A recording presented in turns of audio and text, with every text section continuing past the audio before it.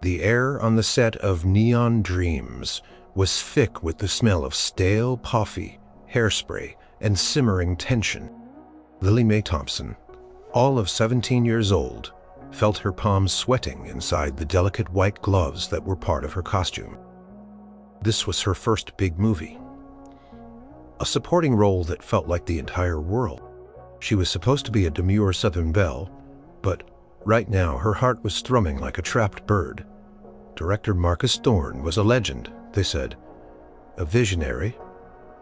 But he was also a tyrant. His voice could curdle milk, and his glare could melt steel. Today, his eyes, usually narrowed in intense concentration, were wide with a barely contained fury.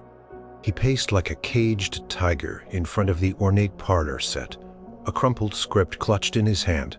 Again, Thorne bellowed, his voice echoing off the high ceilings of the sound stage. Lily, darling, were you born without a shred of emotion? This is the pivotal moment. She's just heard her love has gone to war.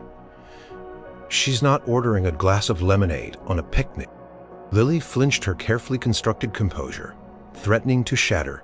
She had tried truly. She'd practiced her lines until her throat ached, channeled every sad song she'd ever heard into her expression. But under Thorne's relentless scrutiny, every emotion felt artificial, every movement clumsy.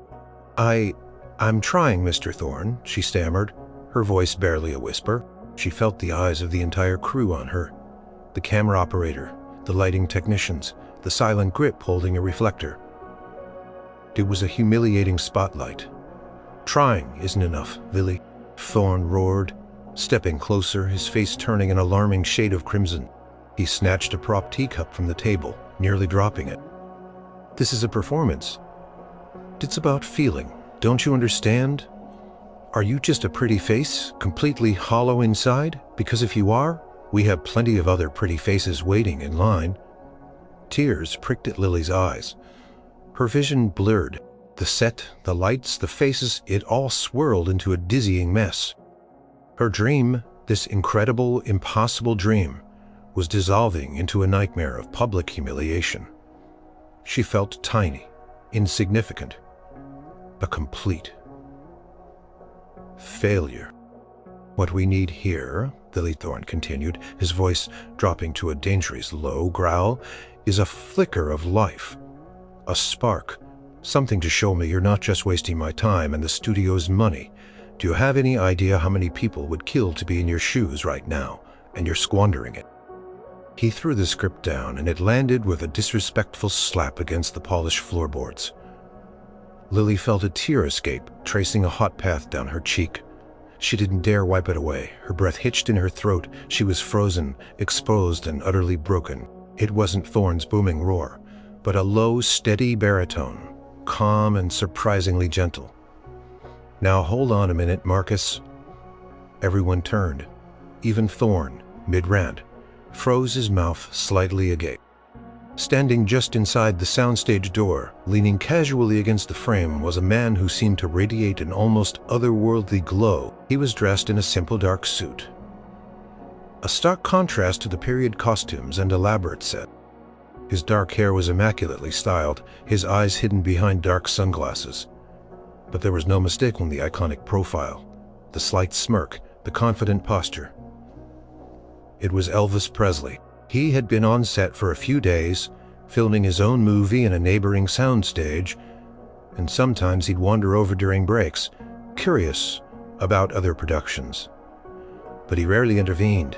He was usually quiet, observing. Now he pushed off the doorframe and took a few slow, deliberate steps into the room. The sunglasses remained, making it impossible to read his full expression, but his presence alone commanded attention. The entire crew seemed to collectively hold their breath. Thorne for once looked utterly speechless. You know, Elvis said, his voice still low but carrying across the vast space. I've been listening from over yonder, and it seems to me like you're forgetting something mighty important. Thorne finally found his voice, though it was considerably less assured than before. Elvis, what an unexpected pleasure. We're just having a moment here, a little creative discussion. Elvis chuckled, a soft rumbling sound, creative discussion that's got a young lady looking like she's about to burst into tears. That ain't creative, Marcus. That's just plain mean.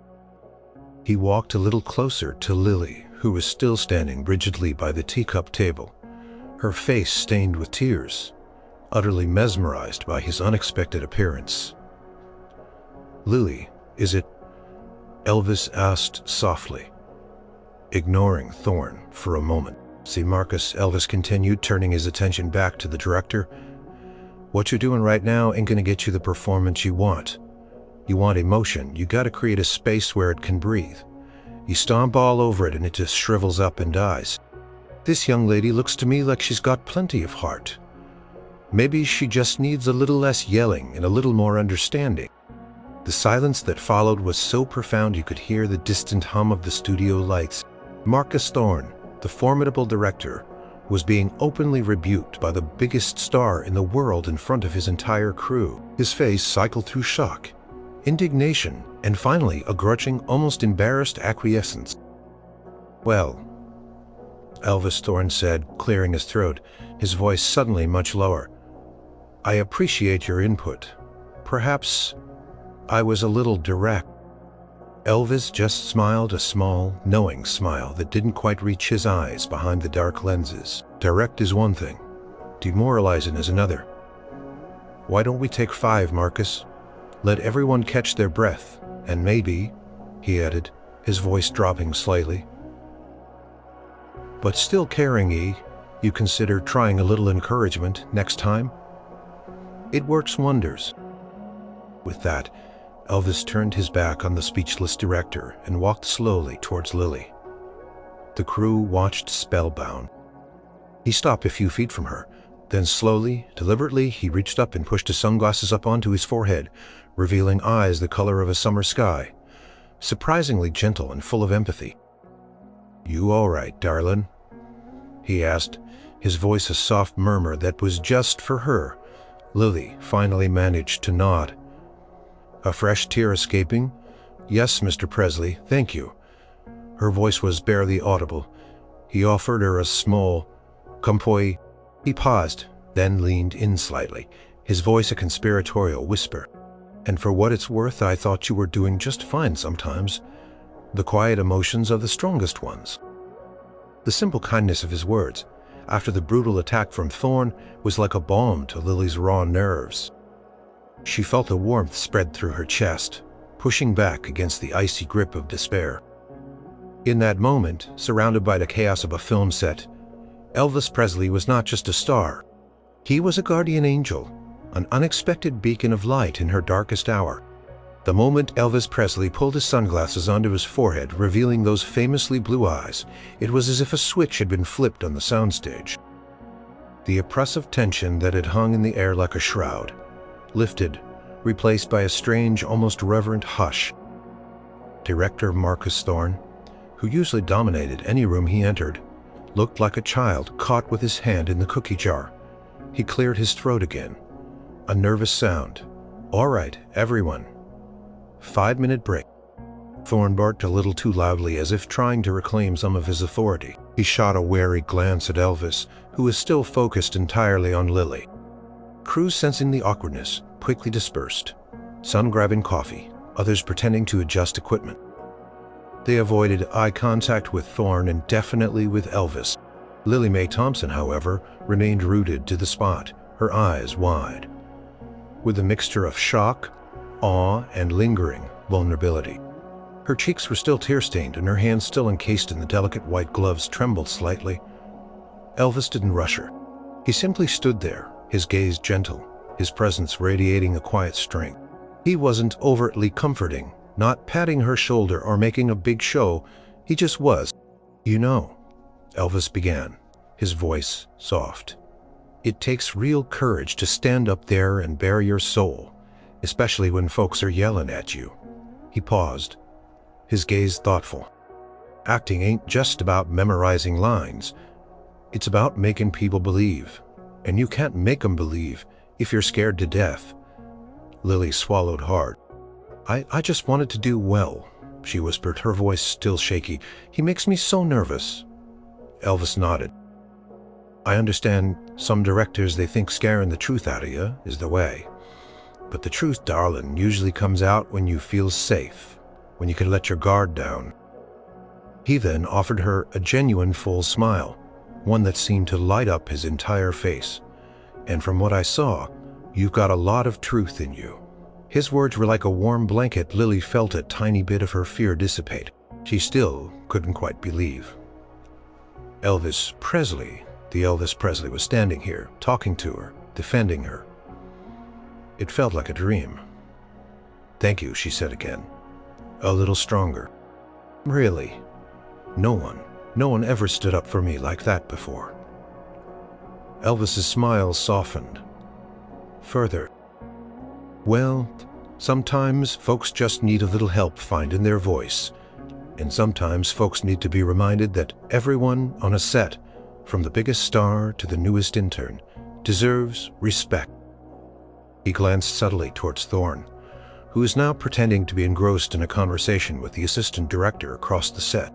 Listen, Elvis continued, lowering his voice just a fraction. I've been where you are. Felt that same knot in my stomach. The pressure can be something else, but you gotta remember why you started. Why you love it. Lily looked down at her gloved hands, then back up at him. I just love telling stories, making people feel something.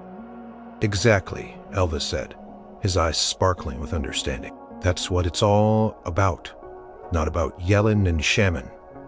So when he starts up again, you just remember that you remember why you're here, and you let that be your shield. He paused, then gave her a wink. And if he gets too loud again, you just look over at me. I'll be watching from the sidelines.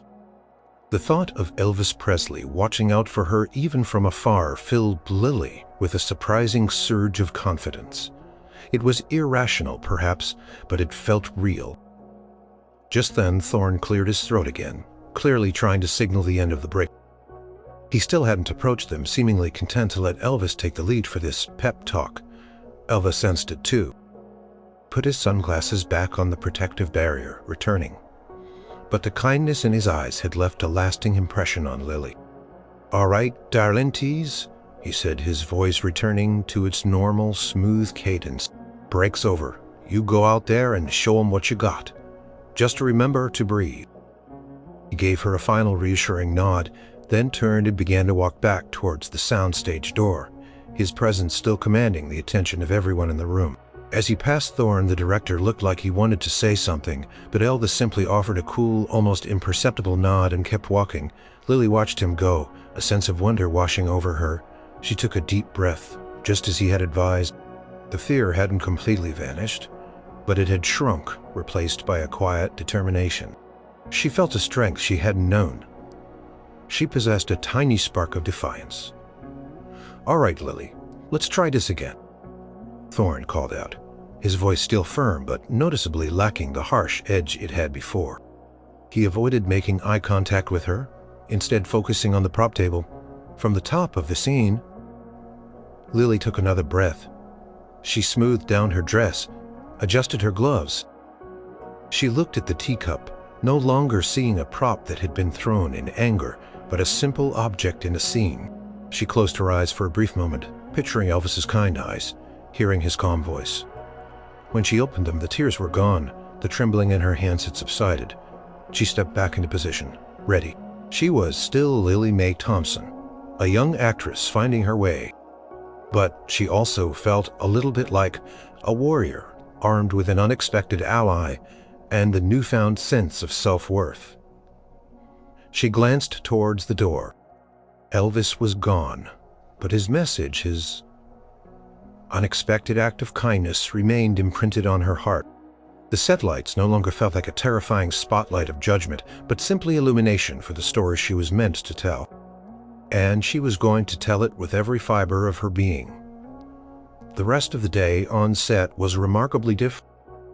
Director Thorne, still somewhat chastened by Elvis's intervention, maintained a professional demeanor, but the biting remarks and the intense glares were gone. He still pushed Lily, but it was a more constructive push, focused on her performance rather than her supposed lack of talent. Lily empowered by Elvis's words, found a newfound resilience. She focused on her character, on the emotions she was meant to convey, and allowed herself to be vulnerable without fear of being crushed. When the day wrapped, Lily felt exhausted but strangely energized. She changed out of her costume, the elaborate period dress replaced by her simple jeans and a blouse. As she stepped out of her dressing room, she nearly bumped into someone. "Oh, excuse me," she said, looking up. It was Elvis. He was leaning against the wall near her dressing room door, looking as effortlessly cool as he had that morning. He was still in the same dark suit, but his sunglasses were gone, revealing those piercing blue eyes that held a surprising depth. "No need to excuse yourself, darling," he said, a warm smile playing on his lips. "Just wanted to catch you before you headed out. How was the rest of your day?" Lily felt a blush creep up her neck. "It was much better, Mr. Presley. Thank you again for everything." He waved a dismissive hand. "Elvis, please." "And I'm glad it went better. You showed him, didn't you?" "I tried," Lily admitted, feeling a lightness in her chest she hadn't felt in days.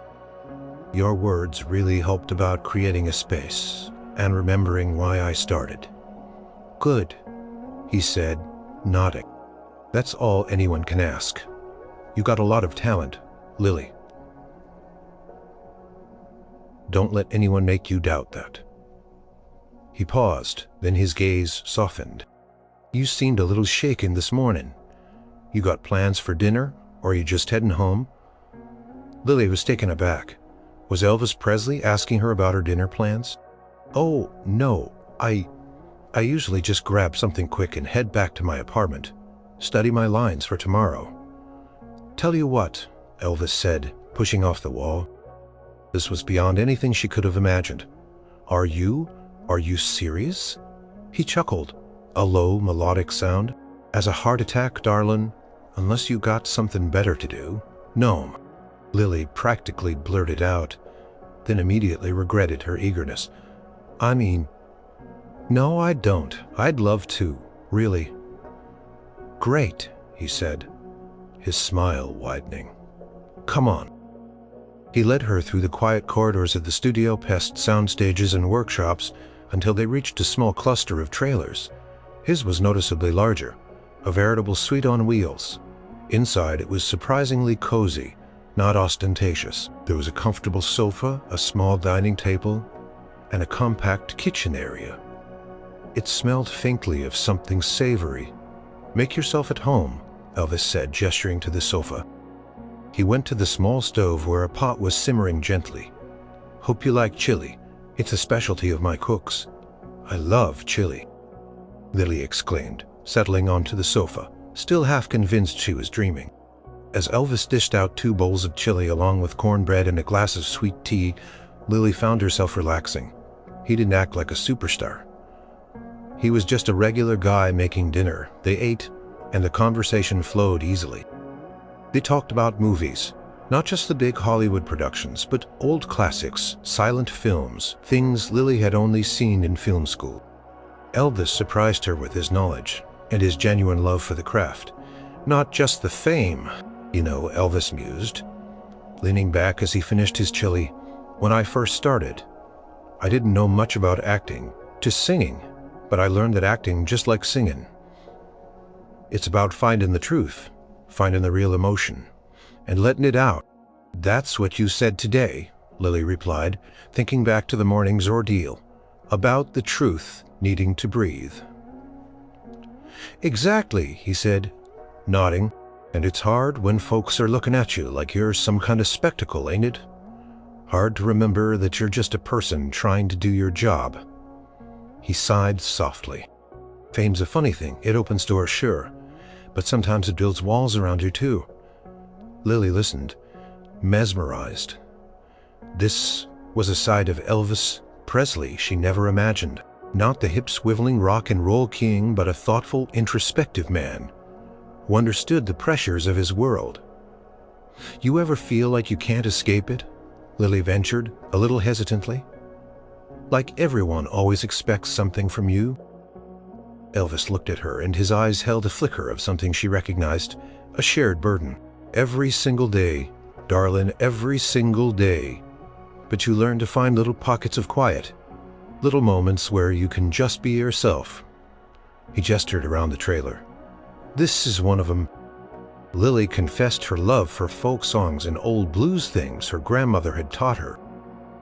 Elvis, to her surprise, knew many of the same obscure artists.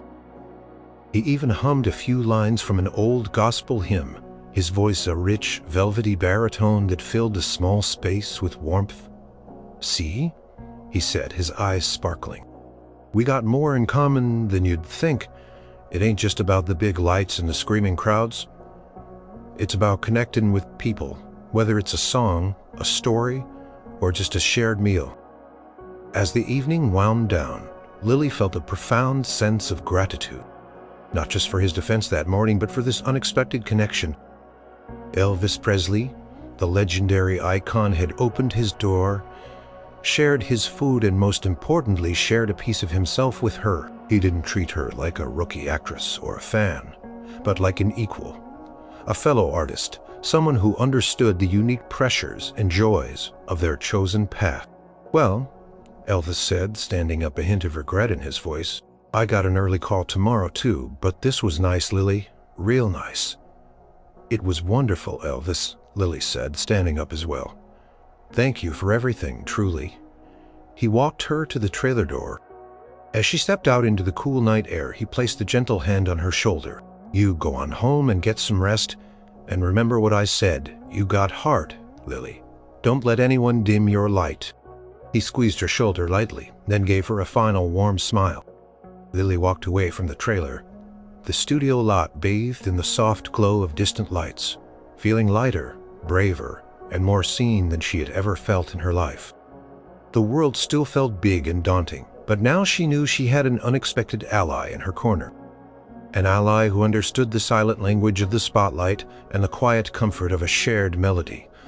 The days that followed fell into a surprising rhythm. Director Thorne remained demanding, but his outbursts were less frequent and never again directed at Lily with such cruel personal attacks. It was clear Elvis's intervention had made an impact, a silent warning against unchecked aggression. And Elvis, true to his word, became Lily's subtle guardian on set. It wasn't standing over her shoulder every moment, but his presence was a constant, comforting undertone. During a particularly long take, where Lily had to deliver a tearful monologue, she felt herself faltering. The emotion wasn't quite there. Her voice was wavering. Out of the corner of her eye, she saw Elvis standing near the edge of the set, casually leaning against a prop wagon. He wasn't looking directly at her, but when she glanced up, she caught his eye. He offered a tiny, almost imperceptible nod, a gesture of quiet encouragement. And suddenly the words flowed. The tears came naturally. The scene clicked into place. Thorne surprisingly called out, "Cut, perfect. Lily, absolutely perfect." Lily felt a warmth spread through her chest. She knew part of that perfection came from the quiet support from the man in the corner. Elvis would often show up during lunch breaks. He'd sit at a table a little away from the main hubbub, and sometimes he'd just invite Lily to join him. Their conversations weren't always deep. Sometimes they just talked about the weather or a funny anecdote from their past. But even in the casual chatter, Lily felt a profound sense of connection. He never treated her like a child or a novice. He listened to her ideas, genuinely interested in her perspective. One afternoon, she was struggling with a complex line delivery, feeling stiff and unnatural. Elvis, noticing her frustration from a distance, walked over. "Mind if I offer a little advice, darling?" he asked softly. "Please," Lily said, desperate for any help. "Sometimes," he explained, his voice low, "when you got a lot of words, you get stuck in your head. Try not to act them. Just say them like you're talking to your best friend. Imagine you're really telling them what's on your heart." He then demonstrated a line from his own script, transforming a seemingly ordinary sentence into something filled with meaning simply by adopting a casual conversational tone. It was a masterclass in understated acting, see? It ain't about the big gestures, it's about the truth in your voice. Lily tried it, applying his advice to her own lines, and it worked. The stiffness melted away, replaced by a natural flow. Thorne, watching from the monitors, nodded approvingly. Their growing friendship didn't go unnoticed by the rest of the crew. Some whispered, intrigued by the king of rock and roll, taking such a personal interest in a young, unknown actress. Others, a few of the more established actors, seemed to eye Lily with a hint of jealousy. But most especially those who had witnessed Thorne's earlier outburst seemed genuinely pleased for Lily, perhaps even a little relieved that someone had finally challenged the director's temper. One day, the lead actress, a seasoned Hollywood veteran named Vivienne Vance, approached Lily during a costume fitting. Vivienne was known for her sharp wit and even sharper tongue. "So, Lily," Vivienne drawled, a knowing glint in her eye, "seems you've got a guardian angel these days. A rather famous one at that." Lily felt her cheeks flush. "Elvis has just been very kind," Vivienne chuckled. "Kind indeed. Not everyone gets the Elvis Presley stamp of approval. He clearly sees something in you." She leaned in conspiratorially. "Don't let it go to your head, darling, but don't let anyone dim your light either. You deserve to be here, with or without a superstar's endorsement." Vivienne's words, though a little backhanded, held a kernel of genuine advice. Lily realized that Elvis's belief in her was giving her confidence, not just in her acting, but in herself as a person. She started speaking up, more in rehearsals, offering ideas, even gently correcting herself when she felt a take wasn't quite right. Thorne surprisingly started listening. One evening, after filming a particularly challenging scene, Lily was feeling drained. As she walked past Elvis's trailer, the door swung open and he stood there with 2 bottles of soda. "Thought you might need a little pick-me-up," he said, handing her one. "Rough scene today, hum?" Lily took a grateful sip. "It was, but I think I got it." "You did," he affirmed. "You really did saw it on the monitor. You're growing into this role, Lily. You're really finding your stride." His words, simple as they were, meant the world to her. Coming from him, someone who understood the art and the pressure, it felt like the highest praise. "I wouldn't have without you, Elvis," she confessed, looking at him genuinely. "You gave me the courage that first day I thought I was done for." He smiled softly. "Nah, you were just knocked off balance. Happens to the best of us. But you got back up and that's what counts." He paused, looking out into the twilight of the studio lot. "This business, it can be tough, but it can also be incredibly rewarding if you let it be." He was more than just a famous person now. He was a mentor, a friend, a grounding presence in the whirlwind of her first movie. Their friendship, born out of a moment of crisis, was flourishing quietly but strongly, enriching Lily's experience and shaping her into the actress she was destined to be. She was learning not just how to act, but how to navigate the complicated world of Hollywood, with Elvis Presley, the king himself, as her guide.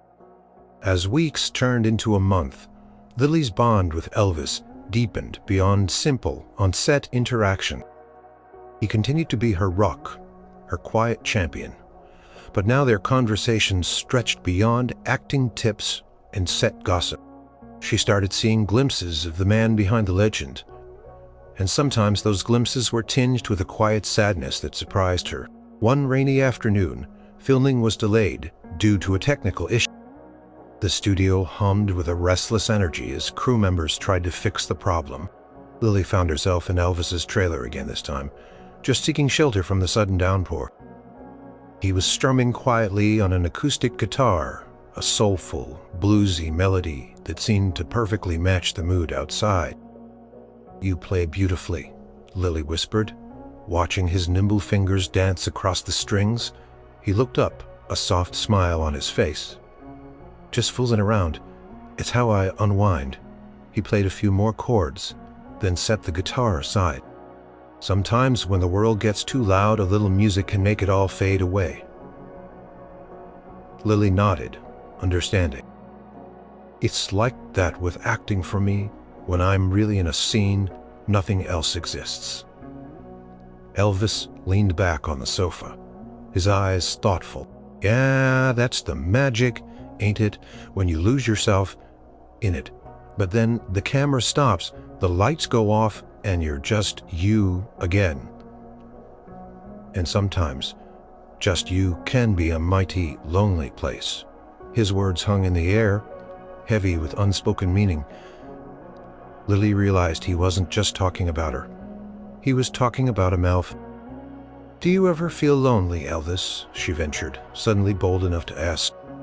He looked out the window, watching the rain streak down the glass. "More often than you'd think, darling, when you're up on stage, bathed in those lights screaming your name. It's the most powerful feeling in the world, but when you step off that stage and you're back in a hotel room or a trailer like this, it can get real quiet, real fast. Everyone wants a piece of Elvis Presley, but sometimes I just want someone to talk to, just like any other man." Lily felt a pang in her chest. It was easy to forget that behind the dazzling image, the king was just a person carrying the immense weight of his fame. "I know what you mean," she said softly. "Not on your scale, of course, but even on a small set like this.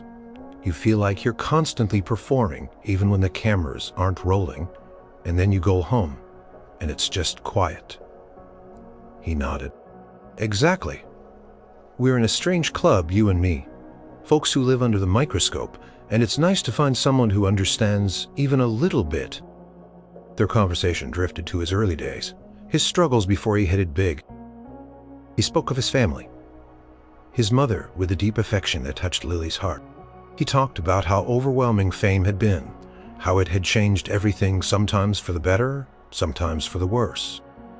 He confided in her about the pressure to always be on, to always be Elvis, even when he was tired or just wanted to be normal. He also shared a more personal, quiet side of his talent. One evening, after a particularly grueling day of filming, Elvis had wandered onto an empty soundstage where a grand piano stood in the corner. He sat down and without preamble began to play. It wasn't rock and roll. It was gospel, soul, and old country tunes, played with a tenderness and raw emotion that brought tears to Lily's eyes. His voice, unamplified, filled the vast space with a pure, heartbreaking beauty. Lily stood in the shadows, unmoving, feeling privileged to witness this private moment.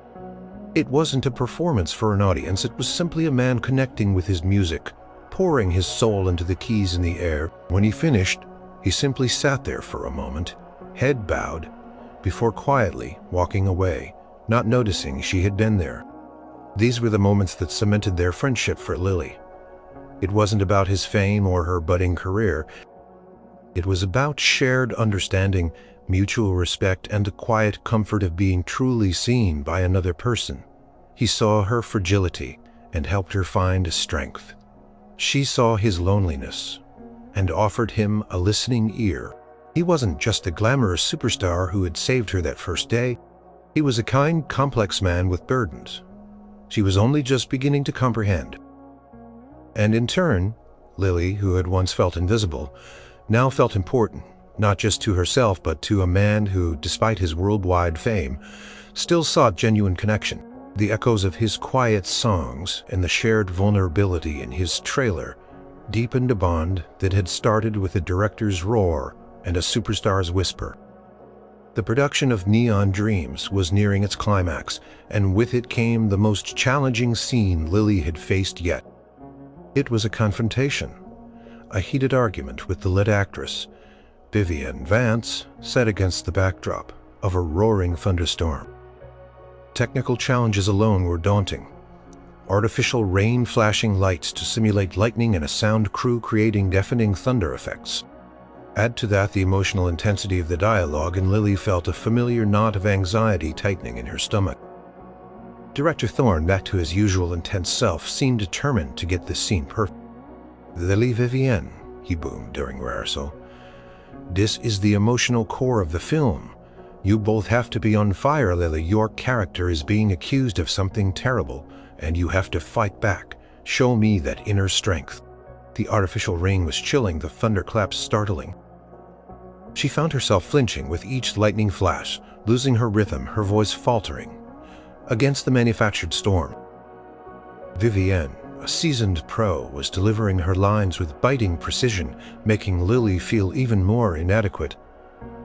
"Cut, cut, cut, cut," Thorne yelled, throwing his hands up in frustration. "Lily, darling, you look like a drowned kitten. Where's the fight? Where's the indignation? You're shrinking. You're not giving Vivienne anything to play against." Lily felt tears welling up again. The pressure of the storm effects, Vivienne's powerful performance, and Thorne's criticism were crushing her. She felt herself slipping back into that terrified, broken girl from the first day. Just then she saw a familiar figure step onto the edge of the set, a raincoat draped over his shoulders, his hands tucked into his pockets. "Elvis?" He offered her a subtle, reassuring glance. Thorne was about to launch into another tirade when Elvis cleared his throat. "Marcus," he called out, his voice calm but carrying over the artificial rain and thunder. "Mind if I say something?" Thorne scowled, clearly annoyed by the interruption, especially during such a critical scene. "Elvis, we're a little busy here. This is a very sensitive moment for the actors." "Exactly," Elvis replied, stepping a little closer. "And it's a mighty tough one for any actor, especially a young one. All this noise, all these lights, it's a lot to process. Might I suggest a quick break? Let Lily warm up, compose herself." Thorne hesitated, clearly weighing his desire to push the scene. "Against the sire? We're losing light. 5 minutes, Marcus," Elvis pressed gently. "Just 5. A hot cup of tea might do wonders." Thorne, with a frustrated sigh, finally relented. "All right, 5 minutes. Crew stand by. Lily, go warm up." Lily, shivering, gratefully accepted the hot cup of tea a production assistant offered.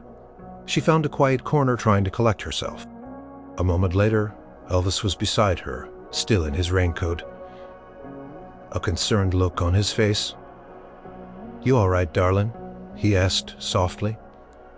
Lily shook her head, tears in her eyes. "No, I can't do it, Elvis. I just can't. All the noise, the water. It's too much. I feel like I'm drowning." He put a comforting hand on her shoulder. "Listen to me. You are not drowning. You are powerful. All that noise, all that water, that's just background. It's not the scene. The scene is between you and Vivienne. It's your words, your heart." He looked directly into her eyes. "Think about this. Your character is fighting for her life. She's being accused. She's scared. But she's also furious, right? She's got a fire inside her that won't be put out, no matter how much water falls on her." Lily took a shaky breath. "Imagine," Elvis interrupted gently, "that the cold rain just makes you angrier, that every clap of thunder just reminds you how much you need to fight. Use it, Lily. Let it fuel your performance, not drown it." He squeezed her shoulder lightly. "You got this. I've seen that fire in you. Now let everyone else see it too." His calm, steady voice was a balm in the chaos. He wasn't just offering comfort.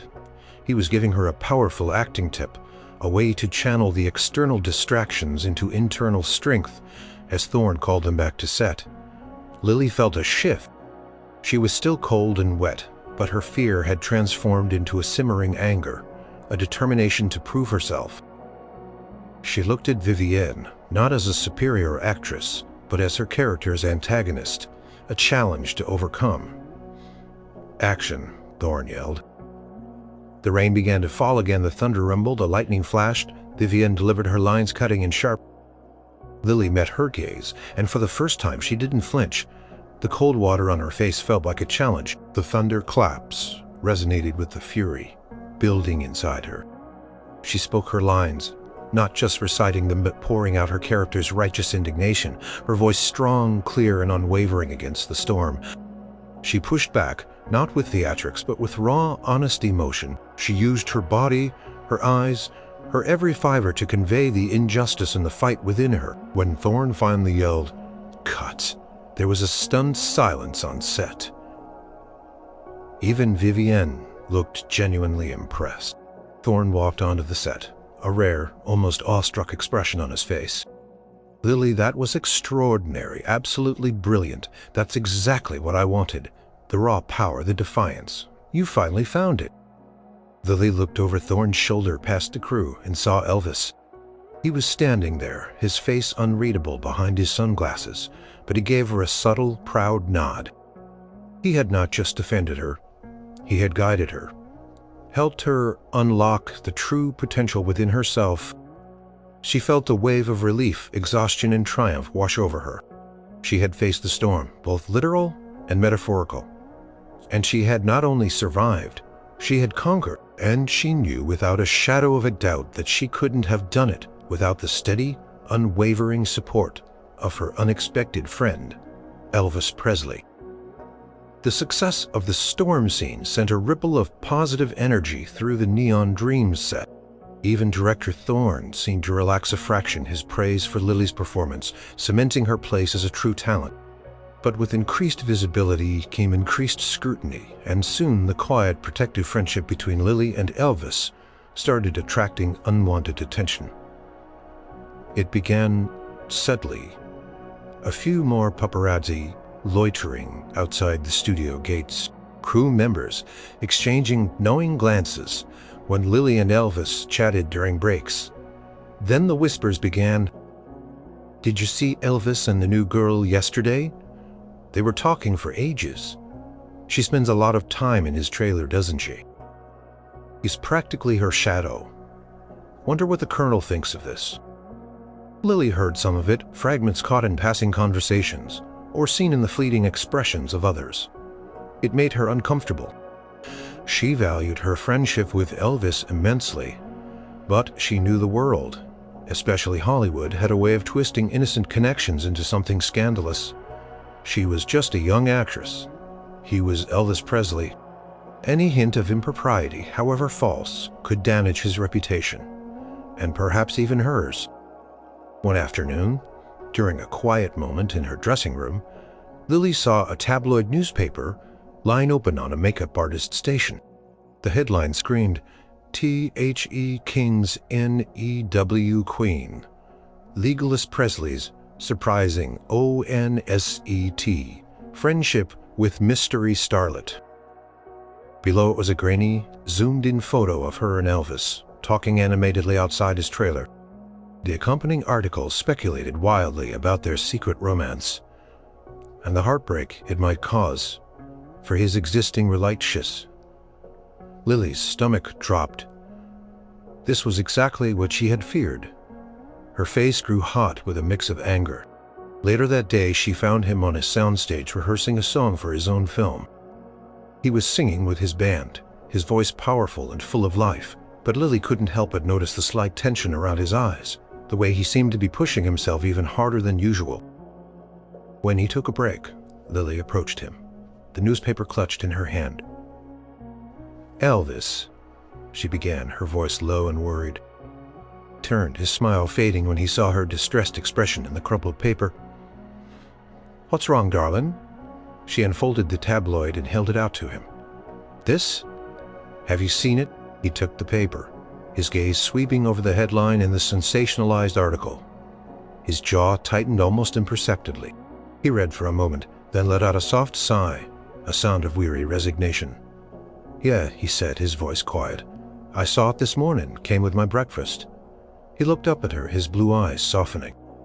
"Don't you worry about this, Lily. This is just the price of doing business, I suppose. But it's not fair." Lily protested, feeling a surge of protective anger for him. "They're making it sound like we're something we're not, and it could hurt you, your career, your family." He reached out and gently took her hand, squeezing it reassuringly. What if they think I'm trying to use you for fame? Elvis looked at her with a compassionate gaze. Then they'd be wrong, wouldn't they? And those who know you, Lily, they'll know the truth. Our friendship, it's real, it's honest, and that's all that matters to me. He paused, his thumb gently stroking the back of her hand. You think I'd trade a genuine connection, a real friend, for what some newspaper says? Never. He then gave her a small, knowing smile. Fame is a powerful thing, Lily. It'll make folks say all sorts of things, conjure up all sorts of stories, but it can't change what's in your heart or what's between two honest people. He pulled her closer just for a moment in a purely platonic, comforting hug. We're friends, Lily, good friends, and if that makes the gossip mongers squawk, then let 'em squawk. It ain't gonna change a thing between us. Lily felt a wave of relief wash over her. His calm reassurance, his unwavering loyalty quelled her fears. He wasn't angry, he wasn't distant. He was still the same kind, understanding Elvis who had defended her that first day. Thank you, Elvis, she murmured, leaning into the comfort of his embrace. Thank you for understanding. He pulled back, his hand still on her shoulder. Always, darling. Now you go on and don't let those vultures get under your skin. You got a movie to finish, and a talent to share with the world. That's what's important. Not some silly headlines. Crumpled the newspaper and tossed it into a nearby bin, a dismissive gesture that underscored his words. As she walked away, Lily felt a renewed sense of strength. The whispers might continue, the headlines might scream, but they couldn't touch the true heart of her friendship with Elvis. He had shown her, once again, that integrity and genuine connection were far more valuable than public perception. She felt ready to face whatever came next, knowing she had such a steadfast friend in her corner. The final week of filming for Neon Dreams was a whirlwind. Long hours, intricate scenes, and the mounting pressure of completing the project on time. For Lily, it culminated in her most emotionally demanding scene, yet a monologue where her character, having faced numerous trials, finally finds her voice and delivers a powerful speech about resilience and hope. It was a scene that had to be perfect. It was the emotional anchor of the film. Lily had practiced endlessly, but the weight of the moment still pressed down on her. This wasn't just about her character's journey. It felt like her own. All the lessons she'd learned, all the confidence she'd gained, hinged on delivering this performance. The set was quiet, tense with anticipation. Director Thorne was uncharacteristically subdued, his gaze fixed on Lily with an intense, almost hopeful expression. Even Vivian Vance had offered Lily a rare, genuine smile of encouragement earlier that morning. As Lily walked onto the set, she saw Elvis standing off to the side near the monitors. He wasn't overtly present, but she felt his reassuring gaze.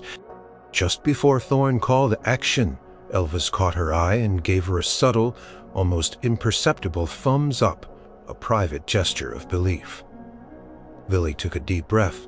She closed her eyes for a moment, centering herself. She thought of Elvis's words. Find the truth. Let it breathe. Use it. She thought of the early days, the fear of Thorne's harsh words, and Elvis stepping in a beacon of kindness. She thought of the loneliness he sometimes carried, and the strength he still showed. All of it fueled her. Action. Thorne's voice was barely a whisper. Lily began. Her voice was soft at first, filled with a quiet despair, but as she spoke it gained strength, conviction, and a soaring sense of purpose. She wasn't just reciting lines. She was embodying the spirit of her character. A young woman who had been knocked down but refused to stay down. Her eyes filled with unshed tears, not of weakness but of profound emotion. Every gesture was deliberate, every pause meaningful. She poured her heart and soul into every word, every nuance. The crew was mesmerized.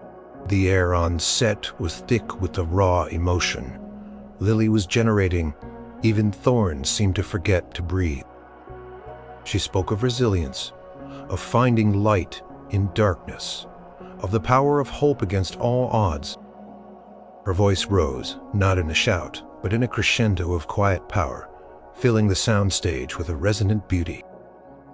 When she finished, her character's final words hanging in the air like a prayer, there was a profound silence. Then Thorne's voice, thick with emotion, broke the spell. "Cut! Oh my God, cut, Lily! That was magnificent. Truly magnificent." He took off his glasses, wiping at his eyes. "That was the heart of the film. You found it. You absolutely found it." A spontaneous round of applause broke out from the crew. It was a rare occurrence on Thorne's set, a testament to the raw power of Lily's performance. Lily felt a tremor run through her. She had done it. She had truly done it. She looked over at Elvis. He hadn't joined in the applause, but he stood there, a quiet, proud smile on his face. His eyes, though still behind sunglasses, seemed to radiate warmth. He gave her another, more definite nod, acknowledging her triumph. Later, as Lily was walking back to her dressing room, Thorne caught up to her. He seemed almost shy, a completely different man from the tyrant of a month ago. "Lily," he said, his voice soft, I owe you an apology. For that first day, I was wrong. I was unprofessional, and I almost crushed something truly special." He gestured vaguely back at the set. "What you just did out there, that was brilliance, pure brilliance. You have an incredible gift." Lily was stunned. Thorne apologizing. "Thank you, Mr. Thorne," she said, genuinely touched. "No, thank you, Lily," he replied, a genuine warmth in his eyes. "You taught me something today. You taught me that yelling doesn't create art. Heart does. And you, my dear, have plenty of." He paused, then added almost as an afterthought, "And I suppose I also owe Mr. Presley a word of thanks. He saw something in you that I, in my blindness, almost missed." Lily smiled, a deep, contented smile. It wasn't just the compliment or even the apology. She hadn't just proven herself, she had changed someone else's perspective. As she stepped into her dressing room, she found a small, neatly folded note on her makeup table. It was handwritten in a bold, familiar script. "Lily, I always knew you had it in you. That was the performance of a lifetime. Darling, you didn't just shine, you blazed. Remember this feeling. This is what it's all about. Proud of you, Elvis." Lily clutched the note to her chest, her eyes prickling with happy tears. It wasn't just about the scene or the movie, it was about the journey. About finding her voice and knowing that someone, an unexpected legend, had been there every step of the way. Believing in her, nurturing her, and helping her light shine brightest when it mattered most. The spotlight had truly found its mark, and Lily Mae Thompson was ready for it. The final days of filming Neon Dreams passed in a blur of last-minute shots, wrap parties, and emotional goodbyes. Lily felt a bittersweet ache in her chest. She was incredibly proud of the work she had done and the growth she had experienced, but saying goodbye to the crew, and especially to Elvis, felt like closing a cherished chapter. Her final scene was a simple one.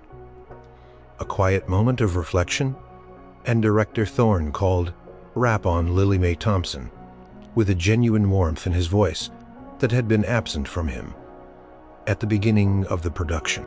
Crew applauded, and Lily felt a lump in her throat as she hugged a few of the people who had become like family over the past months. She found Elvis standing near the edge of the set, a thoughtful expression on his face. He was dressed casually, a leather jacket over a simple shirt, his signature sunglasses tucked into his pocket. He looked less like a star and more like a friend. "Well, darlings," he said, his voice soft. "That's a wrap, ain't it?" Lily nodded, feeling tears welling up. "It is I can't believe it's over." He smiled gently. "It's never really over, Lily. It's just the beginning of the next thing you've done. Something special here. You should be mighty proud." "I am," she confessed, her voice thick with emotion. "And I couldn't have done it without you, Elvis. You saved me that first day. You taught me so much. You believed in me when no one else did." He reached out and gently brushed a stray tear from her cheek. "Don't you ever say that, Lily. You were always going to find your way. I just maybe gave you a little nudge. You got heart, you got talent, and you got grit. That's a powerful combination. He paused, his gaze thoughtful. This business, it's a roller coaster. There'll be highs and there'll be lows. Always remember why you love it. Remember that feeling of getting lost in a character, of connecting with folks through a story? Hold on to that, and you'll always find your way. He then reached into his pocket and pulled out a small, intricately carved wooden box. It looked old, worn, smoothed by time. "I want you to have this," he said, pressing it into her palm.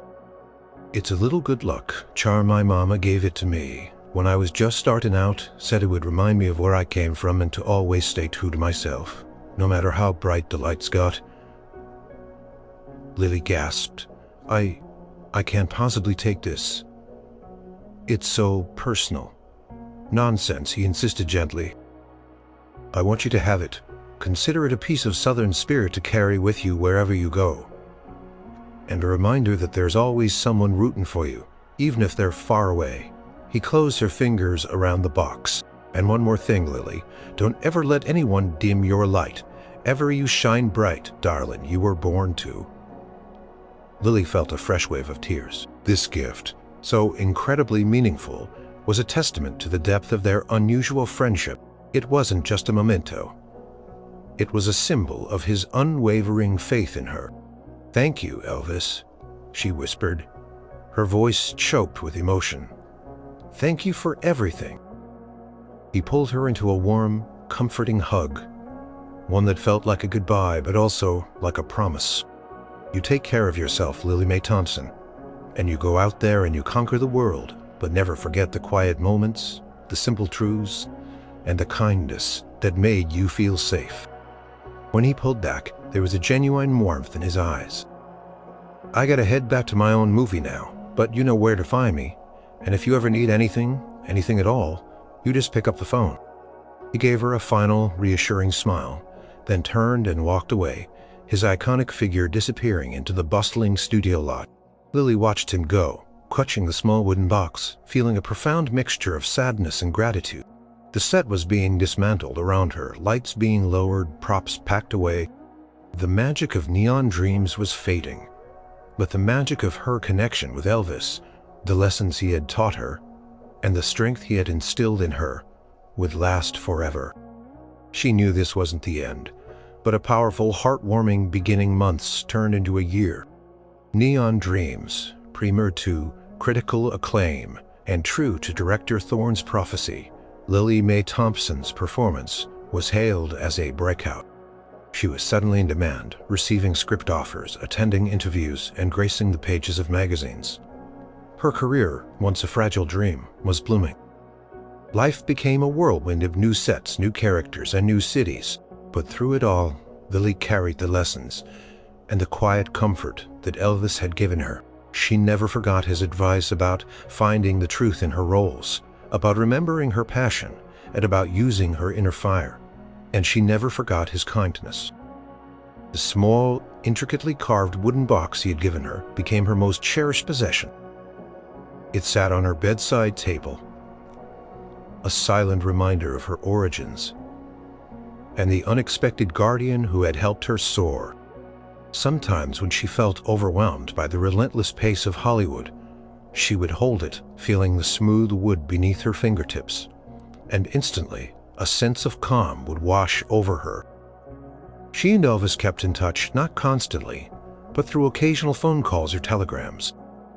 He'd send a congratulatory note after a good review, or a simple, "Proud of you, darling," after she landed a new role. His messages were always brief, warm, and genuine, cutting through the noise of her new fame and reminding her of the steadfast friendship they shared. One evening, Lily was at a glamorous Hollywood party, surrounded by flashing cameras and famous faces. She looked out across the crowded room, feeling a familiar sense of detachment. Everyone was smiling, but it felt superficial. Then across the room she saw him. Elvis. He was standing by the large windows, surrounded by admirers, laughing, signing autographs. The very picture of charisma. He seemed to glow, drawing everyone's attention. He looked exactly like the king the world adored. But then he subtly shifted his gaze, his eyes scanning the room, and for a fleeting moment their eyes met. His famous smile softened just for her. He raised his hand, not in a grand way for the crowd, but in a small private gesture of acknowledgement, a silent salute between two people who understood each other. Lily smiled back, a genuine, heartfelt smile that reached her eyes. In that moment, the noise of the party, the demands of her career, the pressures of fame all faded away. She was reminded of his trailer, the shared chili, the quiet strumming of a guitar, and the powerful, steady hand that had pulled her from the brink. She had faced down a tyrant director, conquered her fears, and found her voice not just as an actress but as a person, and she knew that the kindness of one extraordinary man, Elvis Presley, had been the catalyst for it all. Her career continued to flourish, taking her to new heights. She continued to act, choosing roles that allowed her to tell meaningful stories, always remembering the truth he had taught her to seek. She never forgot the lessons learned on the set of Neon Dreams, and the profound impact of a moment when a global icon chose to step in and defend a vulnerable young girl. The story of the director, the actress, and Elvis Presley became a quiet legend on the studio lot, a heartwarming tale whispered among the old-timers. But for Lily Mae Thompson, it was more than a legend. It was the foundation of her courage, the melody of her resilience, and the enduring echo of a kindness that had shaped her destiny. She carried it with her, always a heartwarming reminder that even in the brightest spotlights, true humanity, compassion, and friendship shine the brightest. And sometimes it just takes one person to step in to change everything.